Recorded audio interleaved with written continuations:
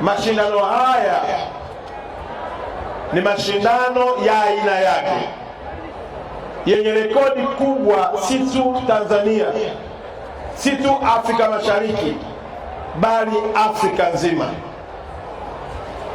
Nikiwa kama waziri mwenye dhamana, leo asubuhi nilimjulisha Daktari Samia Suluhu Hassan ya kwamba nimealikwa kuwa mgeni rasmi kwenye Kili Marathon. Inaitwa International Kili Marathon. Ina watu wengi na wametoka mataifa mengi, na wafadhili hawa wamefanya kazi zaidi ya miaka 24 wakiwashika mkono. Na nikamwambia Mheshimiwa Rais Daktari Samia, yalianza kidogo kidogo, sasa yanaingia kwenye rekodi ya nchi 68 duniani zinakuja Kilimanjaro, Tanzania. Na nikamwambia Mheshimiwa Rais, kupitia mashindano haya International Kili Marathon yamesababisha ukuaji mkubwa wa sekta ya utalii, ikiwemo pamoja na idadi kubwa ya watu kuja kupanda mlima Kilimanjaro. Nikamwambia sio hivyo tu, yamechagiza kwa kiwango kikubwa pato la mwananchi mmoja mmoja, kuanzia mfugaji kwa sababu anapata soko la kuuza nyama, kuanzia mkulima kwa sababu anapata soko la kuuza chakula, kuanzia kwenye rodi kwa sababu anapata mteja kulala kwenye kitanda, lakini kwenda mpaka kwa pota anayepandisha watu mlimani.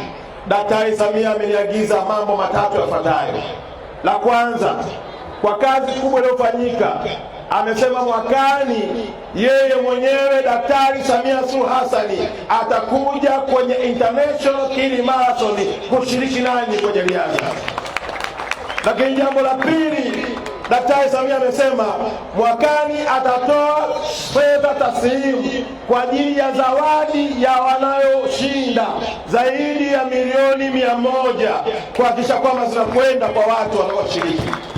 Jambo la tatu, maagizo ya Daktari Samia amenielekeza ya kwamba maandalizi ya mwakani wizara yetu ishiriki 100%, na mabalozi wote walioko nje ya Tanzania, mabalozi wa Tanzania duniani kote watashiriki kufanya registration ya watu wote duniani kuja International Kili Marathon hapa kuja kushiriki nasi. Naomba makofi mengi sana Daktari Samia kwa mapinduzi makubwa na mchango wake katika sekta yetu hii ya michezo, hususan katika mchezo wetu wa riadha.